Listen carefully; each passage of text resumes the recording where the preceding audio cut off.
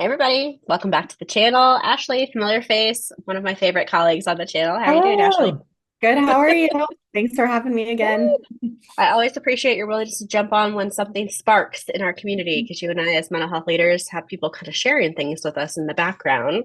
So this video is inspired by something you outreached me to share, which is kind of a flavor of communication and supervision, a little bit of leadership stuff going on here.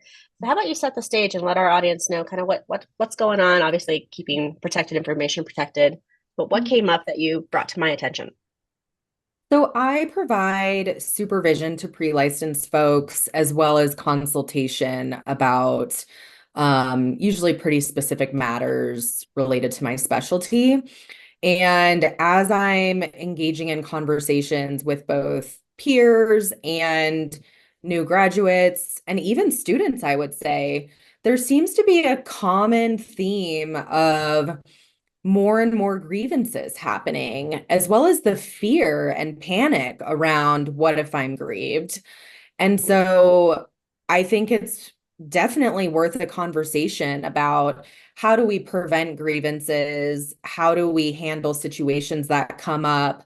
Can we handle them at a lower level before jumping to a grievance? And when is that appropriate? When is it, okay, we definitely have to grieve this person? Mhm. Um, and grievances are really hard. I mean, people who are grieved, I mean, you speak about adverse psychological events in our field. It is a trauma that people experience. And I would say, even for people who are doing the grievance, a lot of times it's a very stressful decision-making process as well. Mhm. Yeah, and so it makes me think to an older video that I did with a couple other colleagues where we talked about, and specifically listeners, let's make this clear. We're talking about grievances from one professional to another. We're not talking about Yes. you caused client harm. Like that's pretty Mhm. straightforward of there's a Yeah. grievance happening here. But what we're tracking as mental health professionals is the like I don't know if this is like lateral move, but like clinician to clinician, clinician to supervisor, supervisor to supervisor dynamic. We're not talking about clients filing these Mhm. grievances. Right. And so, a previous video that I did with colleagues, we were talking about someone said, it feels like the grievance button has become a Yelp review of Mhm. your performance as a professional. And this was coming from a colleague I really admire and who has a comedic background. And I was like, Mhm. yeah, that's like funny and lighthearted, but also like, ouch. Like, why is Mhm. that a thing? And so, as I think about that, it just blows my mind that this is like happening more, or at least it feels like it's happening more, which is what you Mhm. shared just now, Ashley, of like we're grieving each other more than ever, and we're trying to figure out why that's happening. So, what are your thoughts on this? Like, why do you think this is like ramping up, or that people are moving straight to the metaphorical Yelp review of like you've messed up, and I'm going to let you know it in this particular way? Yeah, I think on the one hand, I know of a situation where a licensed person has a grievance for failure to report. And so I think as news like that spreads, our orange flags go up of like, oh my gosh, if I know something about this colleague and I don't report it, am I going to be the one in trouble for not Mm-hmm. reporting something that I saw that could potentially be a violation of the law or ethical standards that I'm bound to follow? I also really want to highlight, if you're in a supervisory role, we really need to slow down and talk to our supervisees about laws and ethics as they're applicable to their role, their job, their state regulations, the laws in their state, because people don't know what they don't know. And that's not an excuse when someone's grieved, of course. We are responsible for knowing the rules, laws, and ethics of our profession. But I think there is a way supervisors can slow down and be very intentional and spend an hour on, why do we have disclosure statements? What does informed consent mean? What does HIPAA mean? What does HIPAA apply to? What are the differences between consent and assent? For those of us who work with either children or court-ordered clients, we need to know that difference. And frankly, I don't think it's enough when we throw some of these new grads or pre-licensed folks into a new job. And even for those of us who are very experienced, we might start at a new agency or pivot in the field. And there's a lot to learn, and there's a huge learning curve, as we know, in some of, these specific niches in our world. Um, and I think we rush to onboard, we rush to get people caseloads, we rush to get people ready, to see clients or to do the work. And I think we have a responsibility to slow down as leaders, and use our critical thinking skills of, okay, I need to have a difficult conversation with a supervisee. What does that look like? And am I truly Exactly. capable of having that conversation? Because if you are not capable of having that conversation, I think there's some questions you should be asking yourself about your capabilities as a supervisor. Right. But it's not all hearts and flowers. Sometimes you have to have hard conversations. Mm-hmm. There's a lot here that you just said that I'm gonna pull a couple things out to Yeah. highlight that came to mind. The first was when you said we are being penalized for not following through or not filing the grievance. Like what struck me is like, oh, so we're treating grievances or colleague interactions like mandated reporting, where it's Mm-hmm. like you just Yep. report it. But the Yep. big difference, correct me if I'm wrong, the Mm-hmm. big difference is mandated reporting, that's towards client work, and of course is very Mm-hmm. important. We absolutely do that. And it usually has a team, a red team, as we've used to call it, of like triaging, like what is important? Is this something Mm-hmm. we're going to follow through on or not? From Dora's perspective, every grievance, every complaint they receive, they have to evaluate it. Right. And so it's Right. open. Like it's not Mm-hmm. like we're going to put this in the discard pile or we're not going to Mm-hmm. move forward like the red team would do with the Mm-hmm. DHS case, for example. Like Dora's going to open that because of that grievance being filed. They're going to make an investigation, which might take months, if not a whole year, depending on the allegations that were Right. filed. So when you talked earlier about like adverse psychological events, which is the term I've coined of this is Mm-hmm. detrimental, we're talking about maybe a year of hypervigilance of what is going to happen to my license, what's going to happen to me as a professional.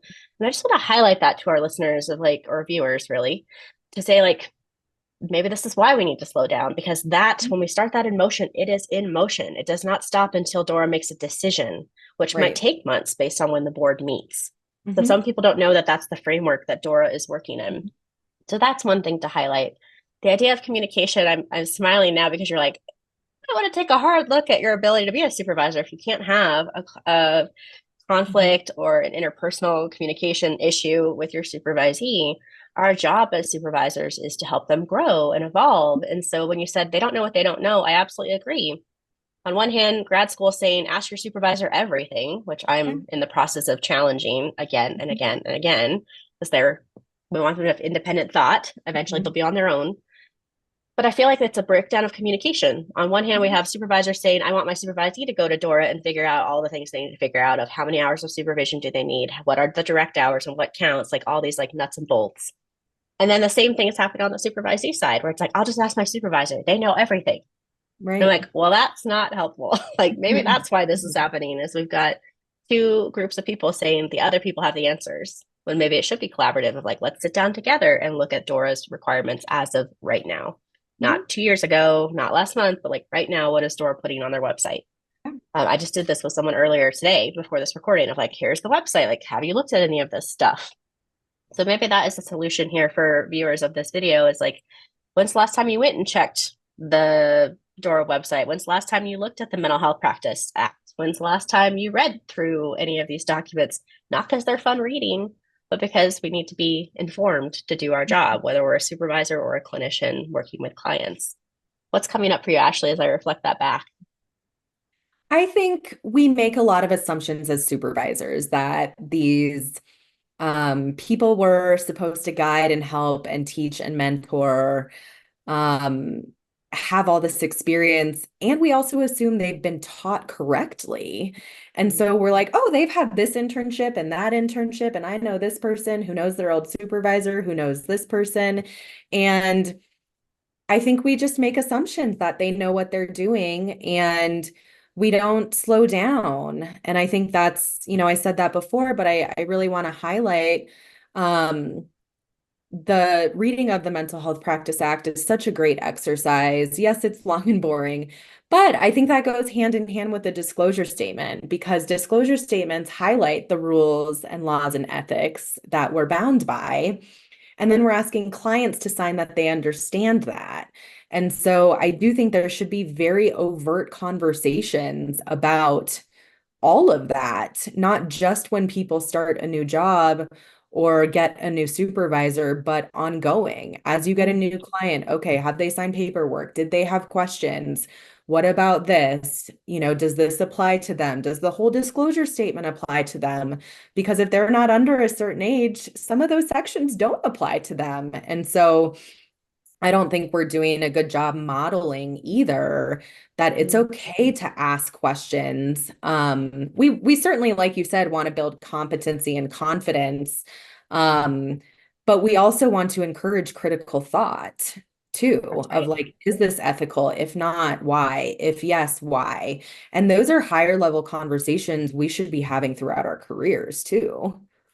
Yeah, like the fact that it's always evolving is why we need to Mhm. stay on top of all of this and never assume we know it all. I'm thinking of my co-creator of the empowerment model of supervision, Christina, when Mhm. she's like, she was my supervisor, as many of you know on this channel. And she said, I can save you from a lot of things as a candidate, but I can't save you from one. And the one, as you all have heard me say before, is sleeping with your client, right? So like Yes. but that framework, that playfulness of like, I can help you through a Yeah. lot of mistakes that you're gonna make. I feel like that's the gift Christina gave me, and a lot of us as supervisors are trying to give our supervisees is like, I am with you. I am collaborative. I am trying to help you grow and build that competence and confidence. And I can't save you from this one thing, but like we can work through most of the other things. And so I feel like that's the disconnect too, is like, where did we go wrong from, hey, I'm in this with you. Yes, I'm gatekeeping. I hate that word, but yeah, I'm like overseeing you in your development. You don't know what you don't know, so I'm going to help you with that. Where did we go wrong from, I'm here with you collaboratively too. Now I have to grieve you for making a mistake that you might not even have known was a mistake because you're early career clinician. Like Mhm. that's I think what rubs me wrong as a mental health leader is like, where is the curiosity about, hey, tell me what you were thinking as my supervisee when you did X? Okay, did you play that through? Is it possible you had no idea that this was even a poor choice? Like, can we get curious there? Like you said, slow it down. What actually was going through the supervisee's mind? But to grieve your supervisee or to grieve your supervisor for poor performance or whatever's going on, I would hope that most people could have a conversation first. And Ashley, you said this as well. Like, can we not have a conversation of, wow, that was not what I expected you were going to do. And here's what I want you to learn from this. And here's what we would do next time. Instead of jumping to, I have to grieve you. Now, I recognize there's a system issue here too, which is the mental Yeah. health lawyers are sometimes the ones saying, well, you have to grieve them. Like they try to make it black and white. And I think there's some gray area here. So I'm not a mental health lawyer. Ashley's not a mental health lawyer. Oh. They're going to have their own advice for us. Your malpractice is going to have their own advice for you. But I think the intention of this video is to encourage and invite everyone to notice and slow it down and maybe check in on some transference, counter transference in the supervision relationship if that's going on, and recognize that these are humans first, right? This is Alex's phrase, human first, professional second, which I love. Of like, your supervisee is a human. They're going to make mistakes. Your role as a supervisor is to help them through those mistakes. And I don't know if grievance is actually helping them, if I'm being Right. honest. Right.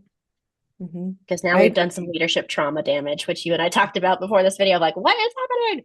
Now Yeah. they're all coming to my retreat for leadership trauma healing because this is not the direction we want you to go. So, other thoughts, actually, I could ramble about this forever, but I'm just thinking.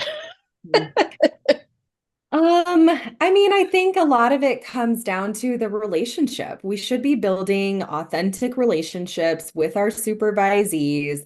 We should be teaching them. We should be guiding them. We should be asking them thought-provoking questions.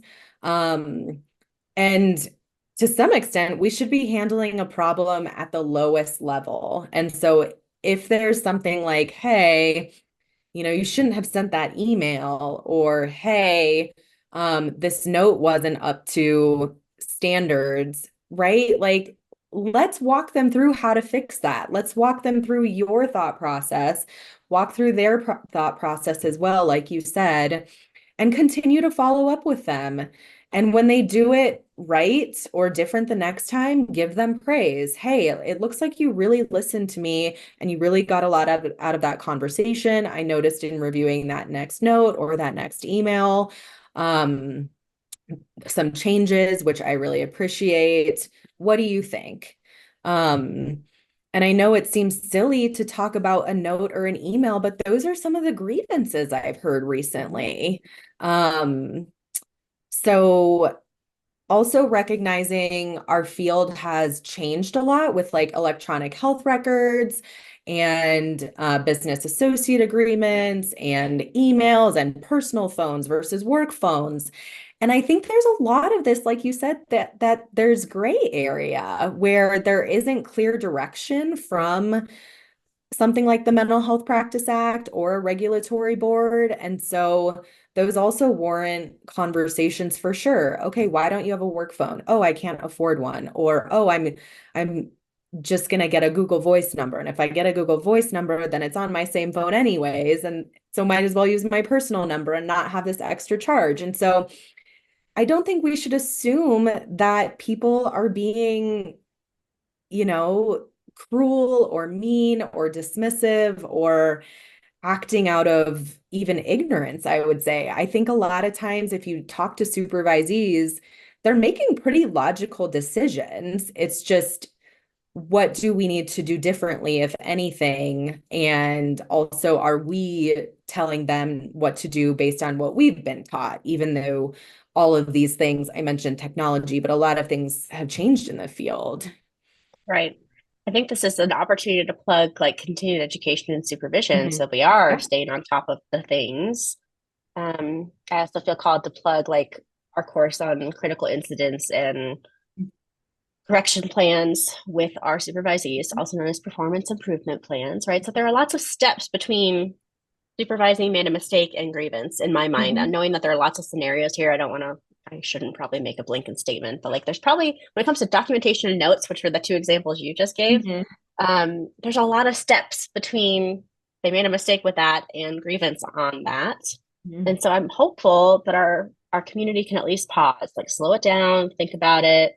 Are we doing our due diligence as mental health leaders and supervisors to get continued education? Is it soup of soup? Is it anything else that will help you continue to develop and grow in that leadership role while knowing that you need to ask questions of your supervisee? Not all LPCCs look the same. Not all CSWs look the same Mhm. coming out of the field. Like we shouldn't assume they know or don't know anything. We probably need to ask some questions. So maybe the call to action from this video is what would be like 3 or 4 questions you would ask a new supervisee coming into working with you? Is it a question of, have you reviewed the Mental Health Practice Act? When was the last time you looked at it? Do you know where to find this information on DORA? Show it to me. Do you have questions about the supervisory relationship and the contract you just signed on what my role is with you? There are 3 questions right off the Yes. top of my head. So, what can we ask our supervisee to set the foundation to get things going in the right direction so that a grievance isn't part of this process? Because a grievance is a relationship rupture in this Mhm. therapeutic, or excuse Absolutely. me, supervision relationship. And so we're trying to avoid relationship ruptures. I have students right now who are deathly afraid of a relationship rupture with their clients. Why are we not taking that same level of fear towards the supervision relationship? Right. Like, I agree. and have this be thoughtful. So I'm going to stop rambling. Final thoughts, Ashley. I think final thoughts are slow down, ask questions, set the stage for the relationship, and don't think the worst in people, you know? Yeah. And if you are having a hard time being a supervisor with some neutrality, we're back to Ashley's beautifully put question of like, maybe there's some more work you need to do. Yeah. Like if you don't like the supervisees that you have, or you're seeing, because there's a difference in generations of supervisees, as I've been tracking with Ashley and other colleagues. If it's not a fit for you anymore, is it more education? Is it soup of soup, or is it taking a break? Or if But you're we hope that, scared, right? If yeah, you're scared of liability, maybe this isn't for you right yeah, now, at least. Mhm. to have this feel different than it does. So lots of food for thought here. Possibly a few questions you should ask your supervisees. Part of this might be doing your own work as a leader, as a mental health professional slash supervisor. But I know Ashley and I were just like, man, we just want to name that we're noticing more Mhm. grievances, colleague to colleague right now. And maybe there's a different way we can approach this of like communication, conversation, performance improvement plans, if that's appropriate and applicable, knowing that Mhm. some of this is scenario based. Like there's different scenarios here. We're not mental health lawyers. We are your colleagues. And we just wanted to start a conversation on how do we treat our community in healthy ways. And part of that starts with the leadership style and Mhm. what's happening in supervision. So stay tuned for more videos. Ashley, as always, thank you for putting your insight in here, your wisdom on the conversation. We love to talk about topics no one else is talking about. And apparently this is it, supervision and grievances. So here you all are. Stay tuned for more videos and we'll see you next time.